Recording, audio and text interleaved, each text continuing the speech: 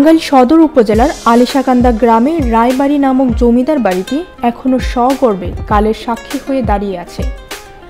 ধলেশ্বরী নদীর পাদদেশে প্রায় 200 বছরের অধিক পুরনো এই রায়বাড়ি। এক সময় জমিদার আনন্দ রায় এই বাড়ি থেকেই তার জমিদারি কার্যক্রম পরিচালনা করতেন। তৎকালীন সময়ে প্রায় 16 একর জায়গার উপর এই বাড়িটি নির্মিত হয়।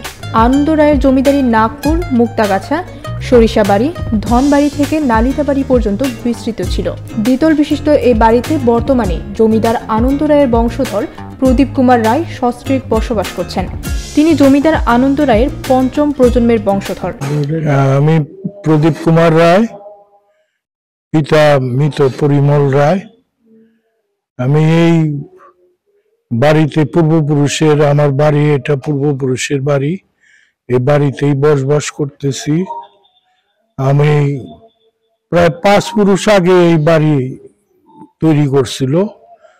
তারা ওই 47 সনের দেশ যখন বিভাগ হয় তখন তারা চলে গেছে। এরপরে তাদের প্রতিনিধি যারা ছিল তাদের কাছ থেকে আমি এই বাড়ি কিনে রেখেছি। আমি এই বাড়িতেই বসবাস করি। আমি সরকারি চাকরি করতাম। হরিপদ রায়ের জমিদারি থেকে তার বড় ছেলেকে 9 আনা আর ছোট ছেলেকে 7 আনা জমিদারি ভাগ করে দেন। সে কারণে তারা 9 আনি জমিদার এবং 7 আনি জমিদার নামেও সুপরিচিত ছিলেন। 1948 সালে উপমহাদেশে ব্রিটিশ শাসনের অবসান হলে এই অঞ্চলে জমিদারি প্রথার বিলুপ্ত ঘটে।